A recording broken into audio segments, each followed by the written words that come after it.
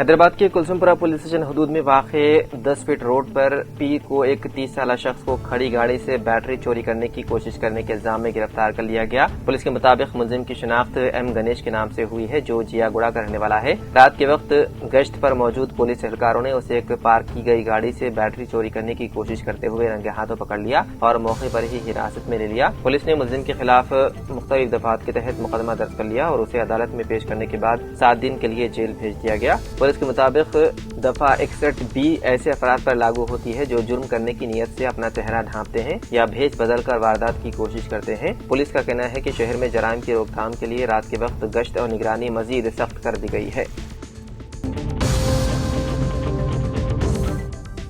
Telangana ACB ने मंगल को Hyderabad metropolitan development authority यानी कि HMDA के चीफ इंजीनियर बाचू रविंदर के खिलाफ मुबैना तौर पर आमदनी से ज्यादा असासे रखने के इल्जाम में बड़ी कार्रवाई करते हुए उनकी रिहायशगाह समेत मुताबिक मकामात पर बेक वक्त छापे मारे। एसीबी हुकाम को इत्तला मिली थी कि चीफ इंजीनियर ने अपनी मालूम आमदनी के दराये से कहीं ज्यादा असासे जमा किए हैं, जिसके बाद एसीबी के DSP माजिद अली खान की निगरानी में ये कार्रवाई अंजाम दी गई। हुकाम के मुताबिक ये छापेमार कार्रवाई 12 मुख्तलिफ मकामात पर जारी है, जिनमें बाचू रविंदर की रिहायशगाह, उनके रिश्तेदारों और दीगर अहले खाना के मकानात भी शामिल हैं। फिलहाल तलाशी की कार्रवाई जारी है, जबकि बरामद होने वाले असासों, अहम दस्तावेजात और दीगर शवाहिद के तफसीलात का इंतजार है। एसीबी ने कहा कि तलाशी की कार्रवाई मुकम्मल होने के बाद इस सिलसिले में एक बाज़ाब्ता बयान जारी किया जाएगा।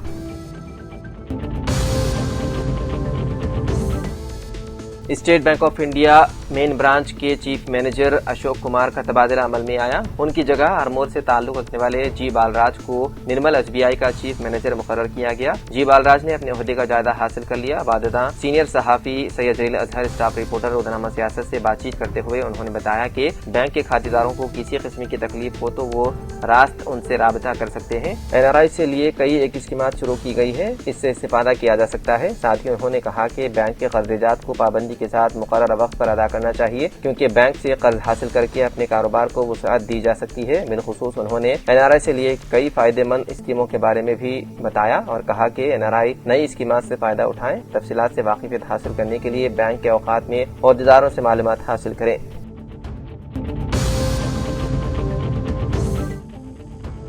हैदराबाद के Kukatpally housing board police station हदूद में वाक़े लुलू मॉल में एक शख्स के पास बंदूक पाए जाने से सनसनी फैल गई। मॉल की पार्किंग में 2 खानदानों के दरमियान झगड़ा होने की इत्तला पर पुलिस मौके पर पहुंची और हालात को काबू में किया। जब पुलिस दोनों फरीकों से पूछगछ कर रही थी तो पुराने शहर से ताल्लुक रखने वाले सिद्दीकी की जेब में एक बंदूक मिली। पुलिस ने बंदूक अपनी तहवील में लेकर जाँच की, जिससे मालूम हुआ है कि उसके लिए बाकायदा और मौसर लाइसेंस मौजूद है। तहकीकात के दौरान ये भी बात सामने आई है कि मॉल की सिक्योरिटी ने बंदूक रखने वाले शख्स को अंदर दाखिल होने देते वक्त मुनासिब तलाशी नहीं ली। इस लापरवाही पर पुलिस ने लुलू मॉल इंतजामिया के खिलाफ मुकदमा दर्ज करके मजीद तहकीकात शुरू कर दी है।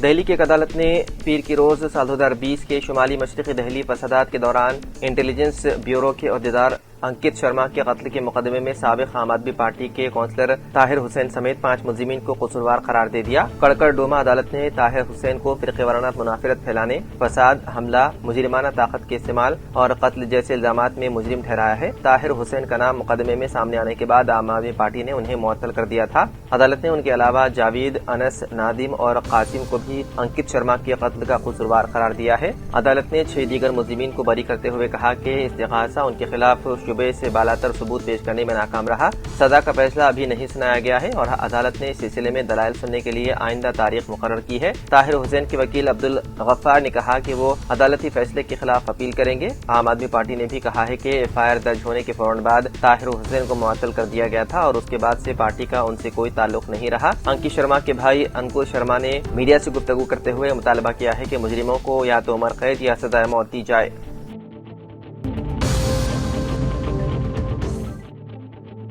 تلنگانہ میں گزشتہ ماہ منعقدہ ٹیٹ یعنی کہ ٹیچر ایلیجبلٹی ٹیسٹ کے نتائج نے محکمہ تعلیم میں تشویش کی لہر دوڑا دی ہے۔ امتحان میں شرکت کرنے والے سرکاری اساتذہ کی بڑی تعداد کامیابی حاصل کرنے میں ناکام رہی، جس کے بعد تعلیمی حلقوں میں اساتذہ کی تدریسی صلاحیت اور تربیتی نظام پر سوال اٹھنے لگے ہیں۔ سرکاری اعداد و شمار کے مطابق ٹیٹ امتحان میں مجموعی طور پر 23,623 سرکاری اساتذہ شریک ہوئے، جن میں سے صرف 8,809 اساتذہ کامیاب قرار پائے، جبکہ 14,814 اساتذہ امتحان میں مطلوبہ نمبرات حاصل نہ کر سکے۔ اس طرح کامیابی کی مجموعی شرح صرف 37.29% رہی، جو گزشتہ سال کے 50% کے مقابلے میں نمایاں طور پر کم ہے۔ ماہرین تعلیم کا کہنا ہے کہ نتائج میں اس قدر بڑی گراوٹ محکمہ تعلیم کے لیے ایک سنجیدہ انتباہ ہے اور اس سے اساتذہ کی پیشہ ورانہ تربیت کو مزید مؤثر بنانے کی ضرورت اجاگر ہوتی ہے۔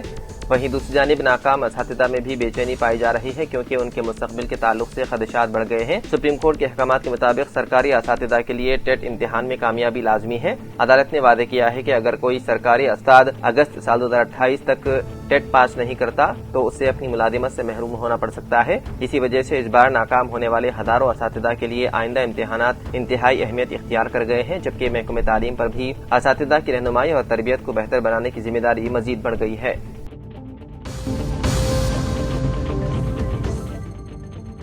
شہر حیدرآباد کے معروف سماجی کارکن اور ماہر امراض چشم ڈاکٹر محمد صادق کی عوامی، سماجی اور طبی خدمات پر ایک خصوصی تقریب میں انہیں شالپوشی اور یادگاری مومنٹو پیش کر کے تہنیت پیش کی گئی۔ مقررین نے کہا کہ ڈاکٹر صادق کئی دہائیوں سے بلا امتیاز غریب اور نادر مریضوں کی خدمت کر رہے ہیں اور ہزاروں افراد کو بینائی کی نعمت واپس لانے میں اہم کردار ادا کر چکے ہیں۔ انہوں نے ملک و بیرون ملک طبی میدان میں نمایاں خدمات انجام دی اور مختلف سماجی سرگرمیوں میں بھی بڑھ چڑھ کر حصہ لیا۔ تقریب کے شرکاء نے ان کی خدمات کو معاشرے کے لیے قابل تقلید قرار دیتے ہوئے نیک تمناؤں کا اظہار کیا۔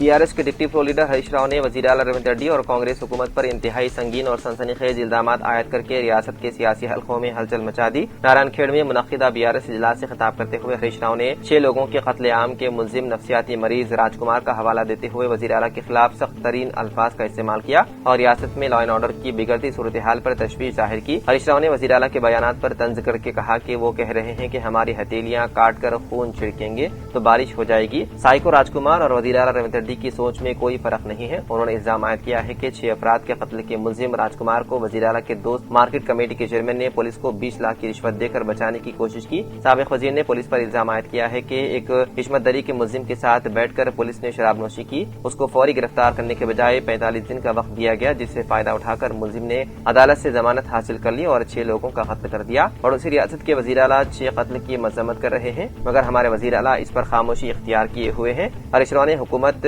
ہر دوہرے معیار کا الزام لگاتے ہوئے کہا کہ اگر کوئی عام شہری یا سوشل میڈیا کارکن ریونت ریڈی حکومت کی غلطیوں پر ٹویٹ کرتا ہے تو پولیس فوری مقدمہ درج کر کے اسے جیل میں ڈال دیتی ہے، جب پولیس کے ساتھ بیٹھ کر عصمت ریزی کا ملزم شراب نوشی کر رہا ہے اور پولیس ایسے ملزم کا مکمل ساتھ دے رہی ہے۔